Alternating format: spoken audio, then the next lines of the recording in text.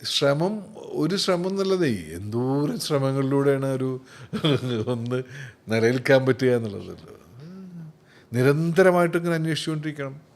Cinema ഇപ്പോഴും നമ്മൾ അന്വേഷിച്ചുകൊണ്ടിരിക്കുകയാണ് സിനിമയെ. അല്ലാതെ ഇപ്പോൾ ആർക്കുമില്ലെന്നേ, അങ്ങനൊന്നും ഇല്ല. നമുക്ക് തന്നെ പറഞ്ഞിട്ടില്ല, പലരും മണിക്കെന്ന് പറയുന്ന സിനിമ ഞാൻ അങ്ങോട്ട് ചോദിച്ചു മേടിച്ചാണ്. ശരിയാണ്. മറ്റേ ഇതെന്തോ കുശുബം നമുക്ക് കൂടി വെച്ച് രഞ്ജിത്തേട്ടൻ്റെ സിനിമയുടെ പേരെന്തായിരുന്നു? കയ്യൊപ്പ്. അത് മനോഹര കവിത പോലുള്ള കവിത പോലത്തെ സിനിമ കയ്യൊപ്പ്. എത്രയോ വട്ടം രഞ്ജിത്ത് നമുക്ക് സിനിമ ചെയ്താലോ? നീ അന്ന് പറഞ്ഞ പഴയത് ഞാൻ ഇപ്പോൾ ഫ്രീ ആടാ, നമുക്കിപ്പോൾ ചെയ്യാടാ, അങ്ങനെ ചെയ്യാണ്. അല്ലാതെ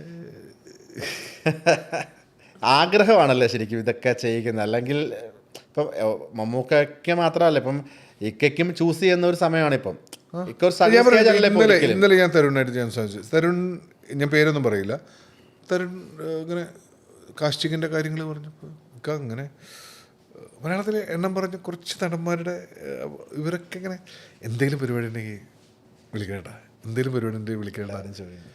ഞാൻ ലീഡിങ് ആണ്, അല്ലെങ്കിൽ ഇപ്പോൾ പടങ്ങൾ ചെയ്തുകൊണ്ടിരിക്കുന്ന ആളുകളാണ്.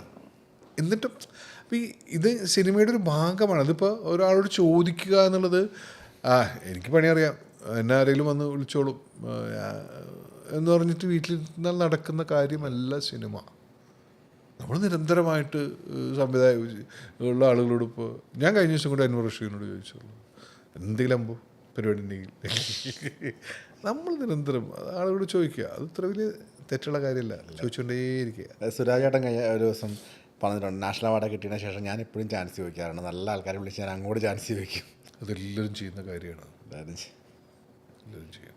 അത് എന്നൊരു ഈഗോ ഉണ്ടാവരുത്, അതിനൊരു മനസ്സ് വേണം ശരിക്കും. പിന്നെന്താ, കരയുന്ന കുട്ടിക്ക് പാലുള്ളൂ എന്ന് പറയുന്നൊരു സാധനമാണ് ശരിക്കും. ഈഗോൻ്റെ അല്ല, ഇൻഡസ്ട്രിയുടെ അതാണ് അതിൻ്റെ വഴി. നമ്മളിപ്പോൾ ഒരു റോഡ്, ഇങ്ങോട്ടുള്ള റോഡ് ആണെങ്കിൽ ഇവിടെ ഇങ്ങോട്ട് വരണമെന്നുണ്ടെങ്കിൽ ഈ റോഡിലൂടെ വന്നാലേ അങ്ങോട്ട് എത്തുള്ളൂ. അതെ. അല്ല ഞാനിപ്പോൾ അവിടെ നിൽക്കുകയാണ്, അല്ല ഇങ്ങോട്ട് വാ, അല്ല എനിക്ക് ഇനി അങ്ങോട്ടൊന്നും വരാൻ പറ്റില്ല എന്നുള്ള നടക്കുന്ന കാര്യമില്ല. ഇങ്ങോട്ട് വരണമെങ്കിൽ അപ്പോൾ ഇൻഡസ്ട്രിയിൽ അഭിനയിക്കണമെങ്കിൽ അല്ലെങ്കിൽ നിലനിൽക്കണമെങ്കിൽ നമുക്ക് നല്ല നല്ല വേഷങ്ങൾ ചെയ്യണമെങ്കിൽ നമുക്കിഷ്ടമുള്ള, നമുക്ക് പ്രിയപ്പെട്ട, അല്ലെങ്കിൽ നമുക്ക് ഭയങ്കര ഇയാളുടെ സിനിമയിൽ അഭിനയിച്ചാൽ കൊള്ളാൻ തോന്നുന്ന ആളോടാണെങ്കിൽ നമുക്ക് ചോദിച്ചുകൊണ്ടിരിക്കാം. ഇനിയിപ്പോൾ ആരെങ്കിലും നമ്മളെ അല്ലെങ്കിൽ വിളിക്കുന്നില്ല എന്ന് തോന്നുന്നുണ്ടെങ്കിൽ അത് നമ്മൾ അവഗണിക്കായിട്ട് കാണണ്ട, അവർക്ക് നമ്മൾ ആവശ്യമില്ലാന്ന് തിരിച്ചറിയാം. ജഗദീഷ് ശ്രീകുമാർ സാർ പറഞ്ഞൊരു വർഷങ്ങൾക്ക് മുമ്പ് ഞാൻ ചെറുപ്പത്തിൽ കേട്ടിട്ടുള്ളതാണ്, നമ്മൾ മാക്സിമം അവസരം ചോദിച്ച് വിളിച്ചുകൊണ്ട് ശല്യം ചെയ്തുകൊണ്ടിരിക്കുക. അപ്പം നമുക്ക് തരാൻ താല്പര്യമില്ലെങ്കിൽ പോലും ശല്യം തീരാനായിട്ടെങ്കിലും നമുക്കൊരു വേഷം കിട്ടും, അവരിൽ നമ്മൾ പ്രൂവ് ചെയ്യുക. ഞാൻ അദ്ദേഹം പറഞ്ഞൊരു സ്റ്റേറ്റ്മെൻറ്റ് ഞാൻ കേട്ടിട്ടുണ്ട്. നിരന്തരം കുറേ കാലം കൊടുത്തൊഴിവാക്കിയേക്കാന്ന് പറഞ്ഞാൽ കിട്ടണേ ചിലപ്പം, പക്ഷെ അതായിരിക്കും നമ്മുടെ ഒരു പിടിവള്ളി. സൗഹൃദങ്ങൾ, അല്ലെങ്കിൽ സിനിമയിൽ സൗഹൃദങ്ങൾ ശാശ്വതമാണോ, അല്ലെങ്കിൽ സിനിമയിലെ നന്ദി എന്ന് പറയുന്നൊരു വാക്കിനെ പറ്റി പറഞ്ഞാൽ എന്തായിരിക്കും പറയാനുള്ളത്? വല്ലാത്തൊരു ചോദ്യമാണ്. ഞാൻ പണ്ട് അതിപ്പോൾ പറയാൻ പാടുണ്ടോയെന്ന് എനിക്കറിയില്ല, വെറുതെ ഒരു കവിതയിലത്തെ ഒരു വരികളുണ്ട്, എത്രമേൽ കെട്ടിപ്പിടിച്ചാലും ഇന്ന് നാം തൊട്ടുപോകില്ല പരസ്പരം മേനയിൽ എന്നൊക്കെ പറയുന്ന റിലേഷൻ്റെ കൂടുതലുള്ള ഒരു ഏരിയയാണ് ശരിക്കും പറഞ്ഞാൽ സിനിമ എന്ന് പറയുന്നത്. പക്ഷേ എനിക്ക് ഭയങ്കരമായിട്ട് നല്ല അടുപ്പമുള്ള, എനിക്ക് ചേർത്ത് പിടിക്കാവുന്ന ഒരുപാട് സുഹൃത്തുക്കളുള്ളൊരു ഏരിയയാണ്. പിന്നെ നമ്മളങ്ങനെ കാണണ്ടാന്നേ, നന്ദി ഉണ്ടാവണം അങ്ങനൊന്നുമില്ലാതെ, ഒരാളൊരു പണിയെടുക്കുന്നു, ആൾ പോകുന്നു, അങ്ങനെ കണ്ടാൽ മതി. അല്ലാതെ ഇപ്പോൾ എപ്പോഴും ഒരാൾ താങ്ക്സ്ഫുള്ളായിരിക്കണം, ഇനി കടപ്പെട്ടിരിക്കണം, അങ്ങനെ കാണണ്ട.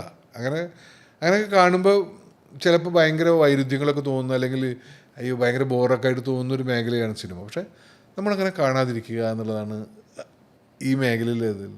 കാരണം സിനിമയിൽ എപ്പോഴും സ്ട്രഗിൾ ചെയ്തുകൊണ്ടിരിക്കുകയാണ് എല്ലാവരും, സർവൈവ് ചെയ്യാൻ വേണ്ടി. ചില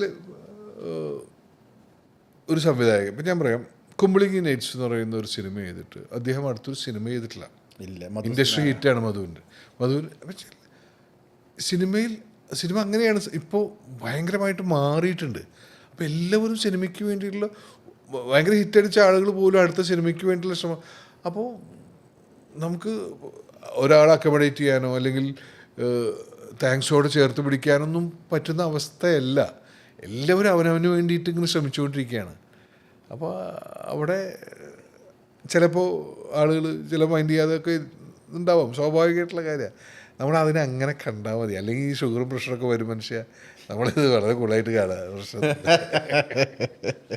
ഈ ലാലേട്ടൻ പറയുന്നത് ഇതുപോലെയാണോ? അതിനെ കഴിഞ്ഞ് അത് വിട്ടേക്ക്, നമ്മളിപ്പോൾ ജീവിക്കുന്നു ആ ഒരു കൂടുതലാണോ ശരിക്കും? സത്യം, അങ്ങനെ കണ്ടാൽ മതി, അങ്ങനെ കണ്ടാൽ മതി. അല്ലെങ്കിൽ അയാൾക്ക് നന്ദിയില്ല അല്ലേ, അത് ഞാൻ എന്തുപോലെ അങ്ങനെയൊന്നും കാണണ്ട. ഒരവസ്ഥകളാണ് അതൊക്കെ മനുഷ്യൻ്റെ. ആ അവസ്ഥകളിലൊക്കെ കടന്നു പോകുമ്പോൾ ചേർത്ത് പിടിക്കാനും അകറ്റാനും ഒക്കെ ഓരോരുത്തർക്ക് പറ്റും.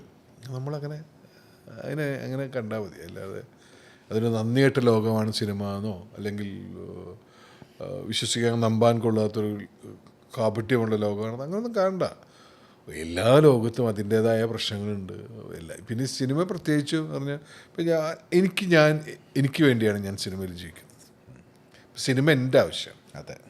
അപ്പോൾ ഇത് എൻ്റെ മാത്രമല്ല, സിനിമയിൽ വർക്ക് ചെയ്യുന്ന എല്ലാവരുടെയും ആവശ്യമാണ്. അങ്ങനല്ലേ?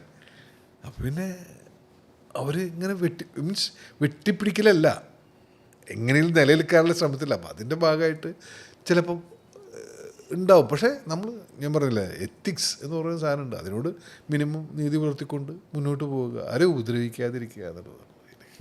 നന്ദിയില്ലെങ്കിലും വേണ്ട, ഉപദ്രവിക്കാതിരിക്കുക. പാർവതി ഭരണയം തൊട്ട് ഇങ്ങോട്ട് പെണ്ണുകേസ് വരെ എത്തി നിൽക്കുമ്പോൾ ഈ നടൻ എന്നുള്ള രീതിയിൽ സ്വയം പുതുക്കുന്നത് എങ്ങനെയാണ്? അങ്ങനെ എത്രമാത്രം പുതുക്കിയിട്ടുണ്ടോ എന്നൊന്നും എനിക്കറിയില്ലടാ. അല്ല, വളർച്ച എൻ്റെ പ്രായത്തിനനുസരിച്ച് ഞാൻ ഇങ്ങനെ മാറിക്കൊണ്ടിരിക്കുന്നുണ്ടാവും. ഇപ്പോൾ രൂപത്തിൽ മാറുന്ന പോലെ, ശബ്ദത്തിൽ മാറുന്ന പോലെ, ശബ്ദമൊക്കെ മാറിയിട്ടുണ്ട് പോലെ നമ്മളും ഇങ്ങനെ കുറേ കാലമായാലും ഈ പരിപാടി ചെയ്തു തുടങ്ങിയിട്ട്. അപ്പോൾ അങ്ങനെ സ്വയം നവീകരിക്കുക എന്നുള്ളൊരു കാര്യമുണ്ടല്ലോ. പിന്നെ വെച്ചാൽ നമ്മൾ ഈ വായനയും അതിന് വലിയ ഗുണം ചെയ്യുന്ന വിശ്വസിക്കുന്ന ഒരാളാണ് ഞാൻ. സിനിമ കാണുന്നത് പോലെ തന്നെയാണ് ഇപ്പോൾ യാത്ര ചെയ്യുന്നത് ഒരു മനുഷ്യനെ നവീകരിക്കുന്ന ഒന്നാണെന്ന് പറയുന്ന പോലെ തന്നെ നമ്മൾ വായിക്കുമ്പോഴും നമ്മൾ സിനിമ കാണുമ്പോഴൊക്കെ ഒരു ആക്ടറെ സംബന്ധിച്ചിടത്തോളം എനിക്ക് വായന കുറച്ചും കൂടി കണക്റ്റഡാണ്. എന്ന് വെച്ചാൽ നമുക്കറിയാത്ത കാര്യങ്ങൾ, ഇപ്പോൾ ഓരോ കഥാപാത്രത്തിൻ്റെ മനോവ്യാപാരങ്ങളിലൂടെ സഞ്ചരിക്കാനൊക്കെ നമുക്ക് ഒബ്സർവ് ചെയ്തിട്ട് കണ്ടുപിടിക്കാൻ പറ്റില്ല. അപ്പോൾ നമ്മൾ കുറേ കഥാപാത്രങ്ങളിലൂടെ സഞ്ചരിക്കുമ്പോൾ എനിക്ക് വായിക്കുമ്പോൾ കിട്ടുന്ന അത്ര കാഴ്ചയ്ക്ക് കിട്ടില്ല. ഓക്കെ. അപ്പോൾ ഞാൻ വായനയെ ഇഷ്ടപ്പെടുന്ന ഒരാളാണ്. സിനിമ കാണുന്നില്ല എന്നല്ല ഞാൻ പറഞ്ഞത്. നമ്മൾ ഇപ്രാവശ്യം ഇഫിയും പോയി IFFKയും ഒക്കെ പോയി സിനിമ കാണുന്നുണ്ട്. അതൊക്കെ ശരി തന്നെയാണ്. പക്ഷേ അതിനപ്പുറത്തേക്ക് വായനയും കൂടി അതിനെ കൂടെ നടക്കുന്നുണ്ട്. ഇതൊക്കെ മനുഷ്യരെന്ന നിലയിലും നടനെന്ന നിലയിലും എന്നെ നവീകരിക്കാൻ ഉപകരിച്ചിട്ടുണ്ടെന്നാണ് ഞാൻ വിശ്വസിക്കുന്നത്.